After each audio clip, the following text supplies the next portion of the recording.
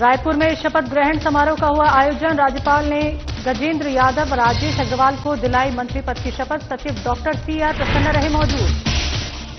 रायपुर में कैबिनेट के नए सदस्यों ने ली शपथ। मुख्यमंत्री विष्णुदेव साय ने सभी को दी शुभकामनाएं। सीएम ने की मंत्रियों के उज्जवल कार्यकाल की मंगल कामना।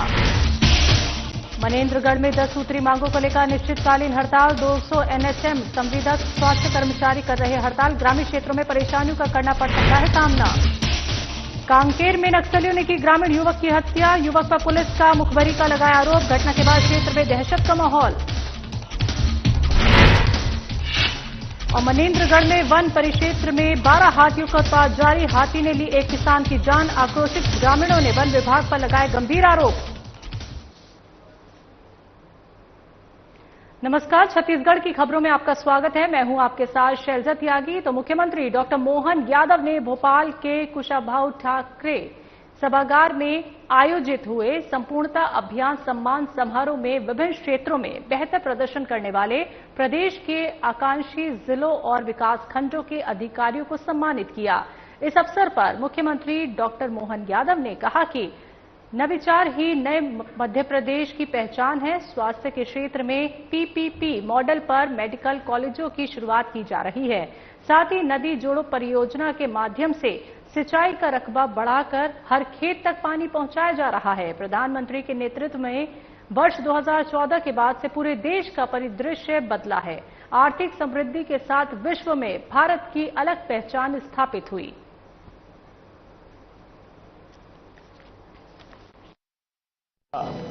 नीति आयोग के मार्गदर्शन में आकांक्षी जिलों के अंदर जिनने अच्छा काम किया, ऐसे अलग अलग जिले के जिला कलेक्टर, बीते साल के कलेक्टर और बाकी अधिकारियों को उनकी अपनी क्षमता योग्यता के आधार पर पुरस्कृत करने का भी कार्यक्रम किया गया। साथ साथ नीति आयोग के निर्धारित मापदंडों के आधार पर हमारी सरकार यशस्वी प्रधानमंत्री के उस पैमाने के आधार पर जिसमें हम अधिकतम जन सुविधा पात्र हितग्राहियों तक नीचे तक पहुंचाएं, सभी सेक्टर में समान रूप से काम करते हुए, जैसा कि अंतिम व्यक्ति के अंतिम गांव तक वो सारी सुविधा पहुंचे जिसमें वो आज उसकी बसाहट है या वो वहां निवास करता है। ऐसे में सरकार के सभी विभागों के आधार पर सरकार के माध्यम से व्यक्ति के न्यूनतम जीवन की, भोजन की, कुपोषण व जैसी बीमारियों से भी खिलाफ लड़ते हुए सब प्रकार के साधन संसाधन से उसको जोड़ करके राज्य आगे से आगे जाए। जिले के अंदर जो ब्लॉक है वो ब्लॉक की कमजोरी भी दूर हो, इसलिए एक बहुत अच्छा नाम माननीय प्रधानमंत्री ने आकांक्षी जिला के नाम से आकांक्षी ब्लॉकों के आधार पर रचना की है और उसके आधार पर वो प्रत्येक छोटे छोटे विभाग के भी सभी योजनाओं की मॉनिटरिंग करते हैं। और मुझे इस बात का आनंद भी है कि माननीय प्रधानमंत्री जी ऐसे सारे निवासरत लोगों के लिए विशेष योजनाओं की धनराशि भी देते हैं। इसलिए हमने बेगा, सहरिया, ऐसी कई सारी जनजाति के लोगों के लिए भी विशेष योजना जनमन योजना के माध्यम से लागू की है। ऐसे कामों से ही समग्र विकास की परिकल्पना पूरी होती है। मेरी अपनी ओर से सबको बधाई। छत्तीसगढ़ में विष्णुदेव साय मंत्रिमंडल में 3 नए मंत्री शामिल हो गए हैं। 3 विधायक राजेश अग्रवाल, खुशवंत साहेब और गजेंद्र यादव ने मंत्री पद की शपथ ली। राज्यपाल रमेन डेका ने राजभवन के छत्तीसगढ़ मंडपम में सर्वश्री गजेंद्र यादव, राजेश अग्रवाल और गुरु खुशवंत साहेब को मंत्री पद और गोपनीयता की शपथ दिलाई। इस अवसर पर मुख्यमंत्री विष्णुदेव साय, उप मुख्यमंत्री अरुण साव और विजय शर्मा, विधानसभा अध्यक्ष डॉक्टर रमन सिंह, मंत्रिपरिषद के सदस्य, विधायक, जनप्रतिनिधि सहित अन्य वरिष्ठ अधिकारी मौजूद रहे। तो शपथ लेने वाले 3 मंत्रियों में से राजेश अग्रवाल और खुशवंत साहेब पूर्व कांग्रेसी रह चुके हैं। नए मंत्रियों के शपथ ग्रहण के बाद उनके समर्थकों में उत्साह दिखा। वहीं तीनों मंत्रियों को विभाग की बागडोर संभालने को कह दिया गया है। मंत्री गजेंद्र यादव को स्कूल शिक्षा, ग्रामोद्योग, विधि एवं विधायी कार्य आवंटित किया गया है। गुरु खुशवंत साहेब को कौशल विकास, तकनीकी शिक्षा और रोजगार दिया गया है। तो वहीं राजेश अग्रवाल को पर्यटन, संस्कृति, धार्मिक न्यास और धर्मस्व दिया गया है। मुख्यमंत्री विष्णुदेव साय ने सभी मंत्रियों के उज्जवल कार्यकाल की मंगल कामना करते हुए कहा कि राज्य सरकार सामूहिक सहयोग और प्रतिबद्धता के बल पर जनता की आकांक्षाओं की पूर्ति के लिए निरंतर प्रयासरत रहेगी।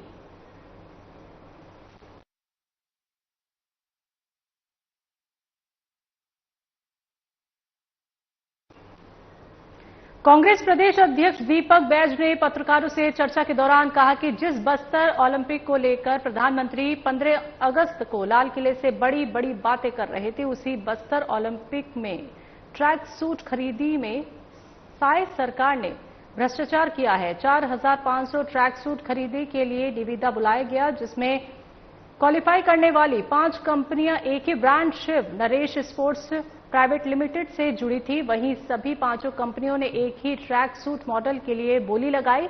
इसमें शिव नरेश स्पोर्ट्स को L1 घोषित किया गया और उनसे 2,499 रुपए की दर पर ट्रैक सूट खरीदे गए, जबकि कंपनी के वेबसाइट पर उसी ट्रैक सूट की कीमत 1,539 रुपए में उपलब्ध है। मामला एक ट्रैक सूट खरीदने का नहीं है, पूरे आयोजन में कितना घोटाला हुआ होगा कल्पना नहीं की जा सकती है, ये कहना है उनका।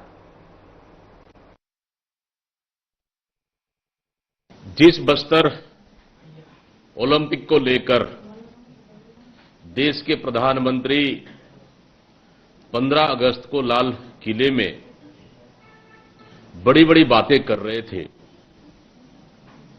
और उसी बस्तर ओलंपिक में ट्रैक सूट खरीदी में साय सरकार ने बड़ा घोटाला किया है।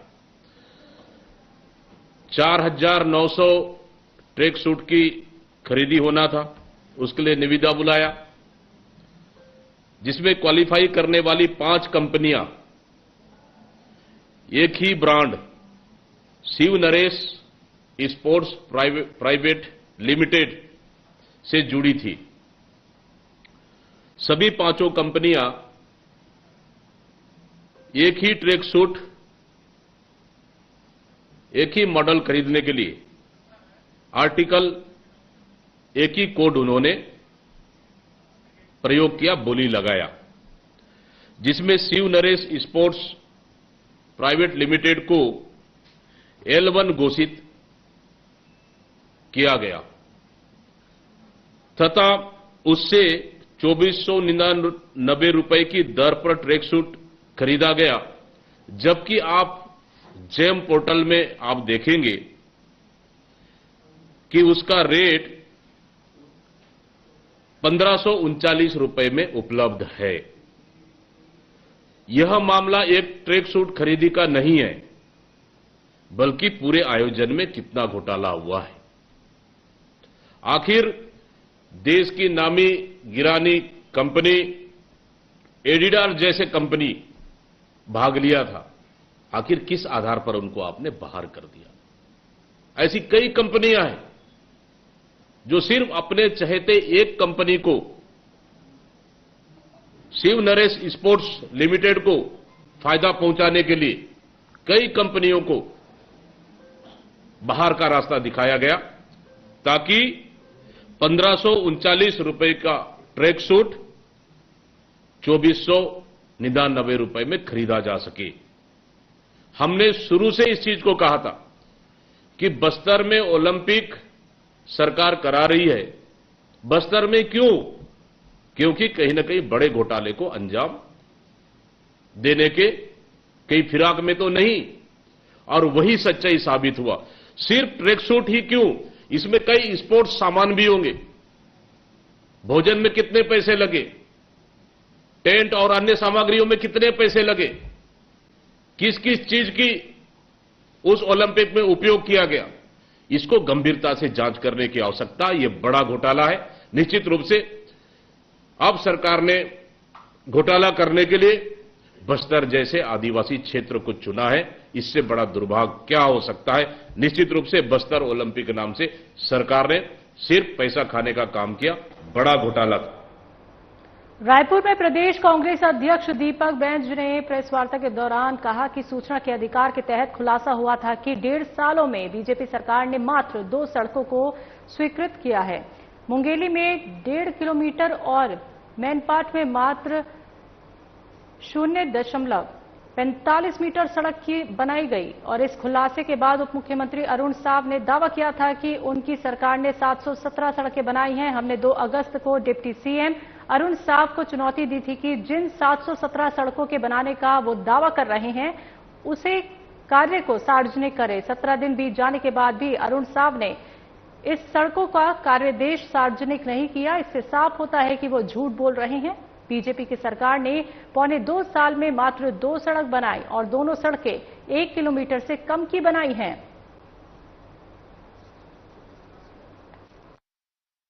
दूसरी चीज, उप मुख्यमंत्री अरुण साव ने अभी तक 717 सड़कों की जानकारी सार्वजनिक उन्होंने नहीं किया है। जब सूचना के अधिकार के तहत खुलासा हुआ है कि अभी तक सरकार ने 1.5 साल में मात्र 2 सड़कें ही स्वीकृति की है, लेकिन सरकार के उप मुख्यमंत्री और विभाग के मंत्री कहते हैं कि 717 सड़कों की स्वीकृति हुई है। हमने 15 दिन पहले ही उनसे मांग रखी थी कि चुनौती दी कि आप उन 717 सड़कों के कार्यादेश जारी करें, सार्वजनिक करें, लेकिन अभी तक उन्होंने नहीं किया। इसका मतलब कहीं न कहीं सरकार सड़क बनाने में पूरी तरह से फेल हो चुकी है।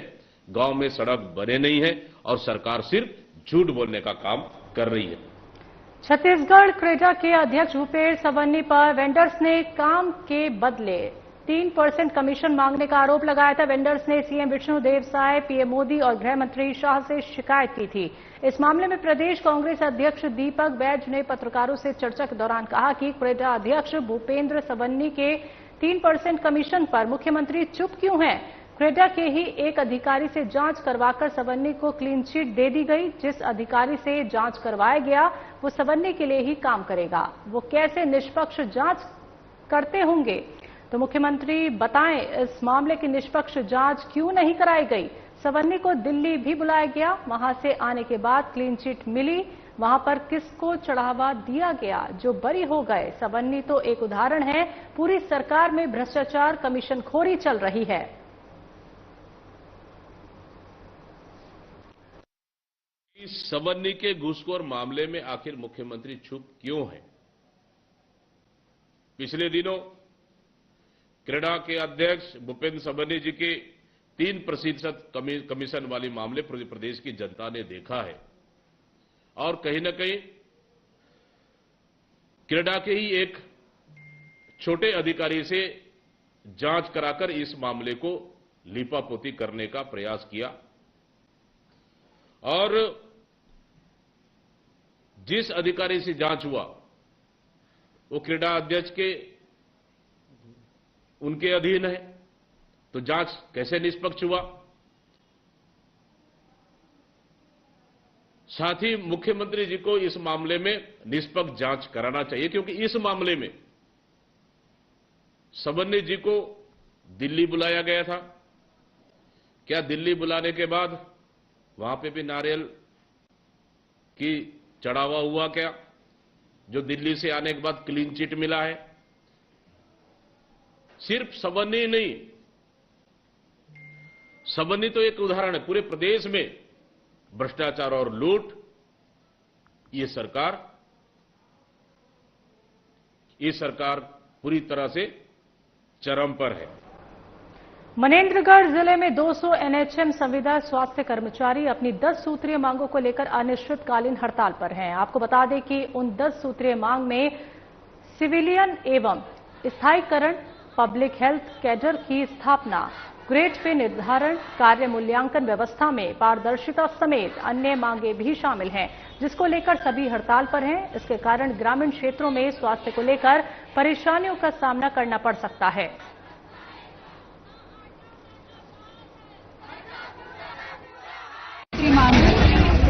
इसमें नियमितीकरण है, अनुकंपा नियुक्ति है, मेडिकल है और आपका सीआर जो हर साल हमारा भराया जाता है उसमें भी डर बना रहता है कि अरे कम न हो जाए तो हमारा सीआर खराब हो जाएगा, तो हमको फिर से मिलेगी नौकरी कि नहीं मिलेगी।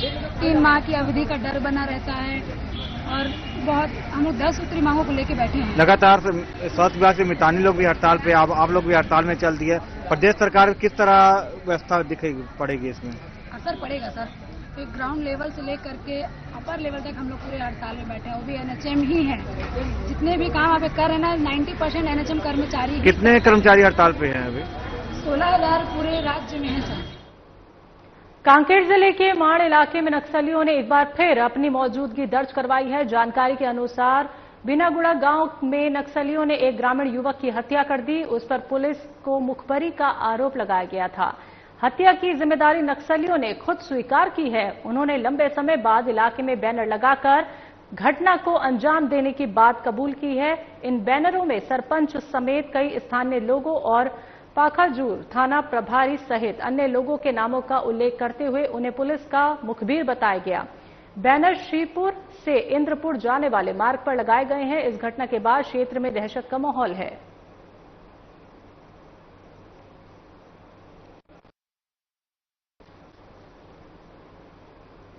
मनेन्द्रगढ़ जिले वन परिक्षेत्र केल्हारी अंतर्गत ग्राम पंचायत कछौड़ में बीते 3 दिनों से क्षेत्र में 12 हाथियों का एक दल घूम रहा था, जिसकी जानकारी वन विभाग के पास पहले से थी। इसके बावजूद वन विभाग ने गांव में कोई चेतावनी नहीं दी।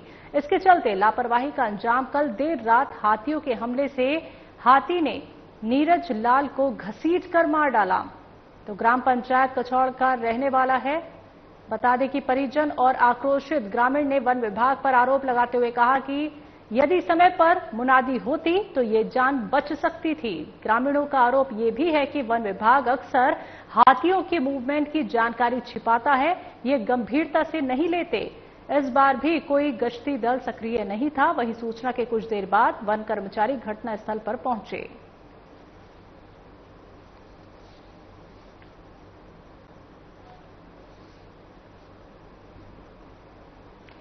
तो बालोद जिले में आने वाले जनपद पंचायत डोंडी लोहारा में साधना प्लस न्यूज की टीम ने सोन बरसा अध्यक्ष कांति प्रकाश से खास बातचीत की। नमस्कार साथियों, साधना प्लस न्यूज चैनल में आपका हार्दिक अभिनंदन है, स्वागत है। हम पहुंचे छत्तीसगढ़ के बालोद जिला, जिसमें आने वाले जनपद पंचायत जो अध्यक्ष है हमारे सोन बरसा मैडम जी। हम उसे चर्चा करते हैं, परिचर्चा करते हैं। मैडम जी, हमारे चैनल में आपका स्वागत है। आप अपना परिचय बताइए। मैं श्रीमती कांति प्रकाश बरसा, अध्यक्ष जनपद पंचायत डोंडी लोहारा। मैडम जी, ऐसे जनपद अध्यक्ष जब बन चुकी है ना, तो जनपद सदस्य लड़ने के लिए प्रेरणा कहाँ से मिली आपको? अब मैं पहले से ही जन सेवा कर रही थी और जन सेवा मेरा कर्तव्य बना और उसी से मेरी प्रेरणा मिली कि जन सेवा करना ही मेरा ये लक्ष्य रहेगा। मैडम जी, हम जानना चाहते हैं कि इससे पहले और कोई दायित्व का निर्वहन किए हैं या जनप्रतिनिधि का चुनाव लड़े हैं? लड़ी थी, पहले पंच थी, उसके बाद सरपंच चुनाव लड़ी थी, उसमें 2 वोट से हार गई थी। मैडम जी, आप कौन सा पार्टी से बिलोंग करती हैं आप? मैं बीजेपी पार्टी से बिलोंग करती हूँ जी।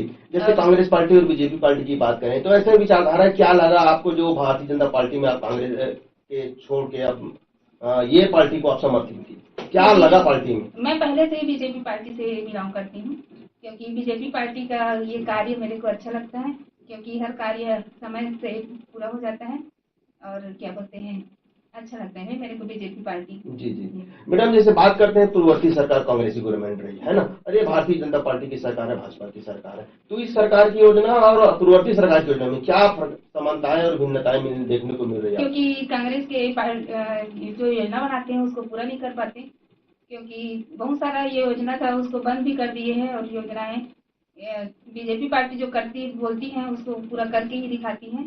जैसे महातारी वंदन का ये किए थे, उसको अभी दे रहे हैं सभी महिलाओं को 2-2 हजार महीने में। और क्या बोलते हैं, आवास का जो किए हैं उसको आवास का भी पूरा कर रहे हैं और दे रहे हैं। जी जी।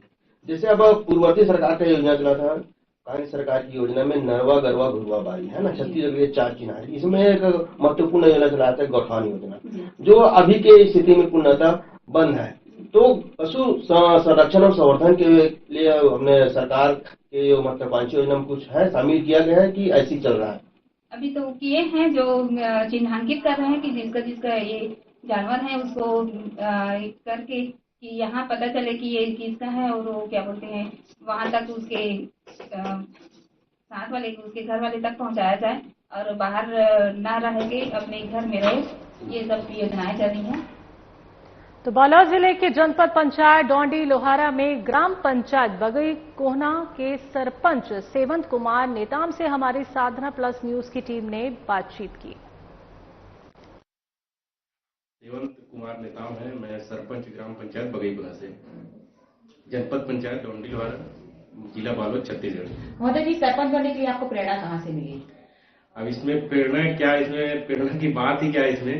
अब ऐसे पहले से कोई वो नहीं था कि सरपंच चुनाव लड़ना है करके। लोगों का जो प्रेम है, भाव है, उनके द्वारा जो सपोर्ट मिला, वहीं से रुझान चालू हुआ और मेरे मन में परिवर्तन भी हो कि इस बार चुनाव लड़ा जाए और जनता की सेवा किया जाए करके। महोदय जी, आपकी शिक्षा दीक्षा कहाँ है? और मेरा शिक्षा हुआ है पोस्ट ग्रेजुएट और स्टेनो। इसके पहले आप क्या करते थे सरपंच बनने से पहले? इसके पहले मेरा सामाजिक क्षेत्र में रुझान था। मैं अपने सामाजिक क्षेत्र में विभिन्न पदों में पदाधिकारी था, ब्लॉक स्तर में, जिला स्तर में, और साथ ही एक मेरा छोटा सा दुकान था चॉइस सेंटर का, वही काम कर रहे थे। महोदय जी, सरपंच बनने के बाद आप नरेगा में क्या क्या काम करवाए हैं? अभी तक के तो गवर्नमेंट के द्वारा भी कोई नवीन काम आया नहीं है, स्वीकृति ने अभी तक कोई कई जगह हुआ नहीं है। अभी वर्तमान में प्रगति पर कौन से कार्य चल रहा है अभी पंचायत में? अभी केवल स्वच्छता ही कार्यक्रम चल रहा है यहाँ, और नवीन कार्यक्रम कोई काम आया नहीं है। पीएम आवास योजना के तहत कितने हितग्राहियों का अभी घर बनने वाला कार्यक्रम चल रहा है? मतलब कितने लोग को लाभ मिल रहा है? अभी इस संबंध में तो ज्यादा जानकारी नहीं दे पाएंगे। फिर भी यहाँ जो है लगभग 40 से 45 के लगभग, जो लगभग पूर्णता के कगार पे। महतारी वंदन योजना का लाभ महिलाओं को मिल रहा है आपके ग्राम पंचायत में? हाँ, यहाँ महतारी वंदन के लिए से कोई शिकायत नहीं, जो मेरे को ना मिले ऐसा किसी महिलाओं की तरफ शिकायत तो नहीं आया है। आएगा तो उसके लिए पहल करेंगे। पानी की व्यवस्था कैसी है आपके पंचायत में? यहाँ देखो, पानी की व्यवस्था कहीं न कहीं तो रहती है समस्या, तो जहाँ जहाँ समस्याएं बनी रहती है उसके आधार पे हम पहल करते हैं। गाँव की गलियों की सड़क की स्थिति कैसी है? अब स्थिति तो लगभग सभी जगह ठीक ही है। जहाँ जहाँ खराब है वहाँ हम थोड़ा ध्यान दे रहे हैं इस बार, और विभिन्न विभागों में मांग पत्र भी दिया जा चुका है। महोदय जी, आप कौन से पार्टी से बिलोंग करते हैं? अब इसमें पार्टी तो कोई हम विशेष पार्टी पर निर्भर नहीं है। अब ग्राम पंचायत है, ग्राम पंचायत में हम किसी पार्टी विशेष पर महत्व नहीं देते। महोदय जी, आप सरपंच बनने के बाद कौन कौन सा विकास कार्य कर रहे हैं? अभी तक इस विकास कार्य के संबंध में कोई काम ही नहीं आया है। मांग पत्र दिए हैं, जैसे मांग पत्र आएगा उसी को विकास बोलेंगे। कोई काम आएगा हम उसी को विकास बोलेंगे। बालोद जिले में आने वाले जनपद पंचायत डोंडी लोहारा में साधना प्लस न्यूज की टीम ने ग्राम पंचायत पापरा के सरपंच लोकेश कुमार ध्रुव से खास बातचीत की। पंचायत पापरा का मैं सरपंच हूँ, जनपद डोंडी लोहारा से, जिला बालोद से, छत्तीसगढ़। महोदय जी, आपकी शिक्षा दीक्षा कहाँ तक की है? मैं 10वीं क्लास तक पढ़ा हूँ। सरपंच जी, आपके यहाँ प्रेरणा कहाँ से मिली आपको सरपंच बनने के लिए? कुछ नहीं, युवा साथी लोग आगे आए और मुझे आगे अपना समर्थन दिए तो मैं यहाँ तक आया। स्कूली शिक्षा कहाँ तक की है? स्कूल कहाँ से कहाँ तक है? मैं यहाँ पर आपके पंचायत में? पंचायत में पहली से लेकर 8वीं तक है। मध्याह्न भोजन चेक करने के लिए जाते हैं? जी हाँ। कैसा बनता है? ठीक बनता है। आंगनबाड़ी केंद्र कितने हैं? 3 है यहाँ पर। महोदय जी, आपके ग्राम पंचायत सरपंच बनने के बाद से नरेगा में क्या क्या काम करवाए हैं? यही नाली है अपना, पीछे नाली का सौंदर्यीकरण हुआ है और बाकी कुछ काम नहीं हुआ। गलियों की स्थिति कैसी है आपके ग्राम पंचायत की? बिजली की व्यवस्था कैसी है? ठीक है। पेयजल की व्यवस्था कैसी है? ये जल में अभी गर्मी में बहुत बड़ा संकट आया था। अगर धान बुआई अगर कम होगा तो अगर बुआई इस साल फिर होगा तो स्थिति वैसी ही होगी। आपके यहाँ पीएम आवास योजना के तहत कितने हितग्राहियों को अभी आवास योजना का लाभ मिला? अभी कम से कम 70-80। स्वास्थ्य से संबंधित हम बात करते हैं तो आपके यहाँ क्या सुविधा है स्वास्थ्य के लिए? अपना स्वास्थ्य के लिए यहाँ पर एक चिकित्सालय बना हुआ है, वहाँ पे सर और मैडम का आना जाना प्राय दिन लगा रहता है और सब ठीक। डिलीवरी के लिए कहाँ ले जाते हैं? यहाँ पर चेरा है अपना नजदीक, 2-3 किलोमीटर दूर है, वहाँ पर। मितानिन कितने हैं आपके यहाँ? हमारे यहाँ मितानिन 7। गरीबी रेखा के अंतर्गत कितने कार्ड भर जाते हैं महोदय जी लगभग? हमारे यहाँ लगभग 35। और पेंशनधारी कितने होंगे? छत्तीसगढ़ की खबरों में फिलहाल इतना ही। मुझे दीजिए इजाजत। नमस्कार।